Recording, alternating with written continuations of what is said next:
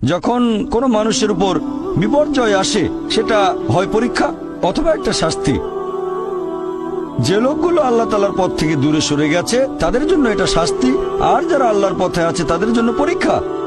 হতে পারে যে বাবা মা খুব ভালো মুসলিম, 5 ওয়াক্ত নামাজ পড়েন, হয়তো জাকাত দিয়েছেন, হজ পালন করেন, রমজান মাসে রোজা রাখেন, আল্লাহ তাদের একটা সন্তান দিলেন জন্ম থেকে যার হার্টে সমস্যা।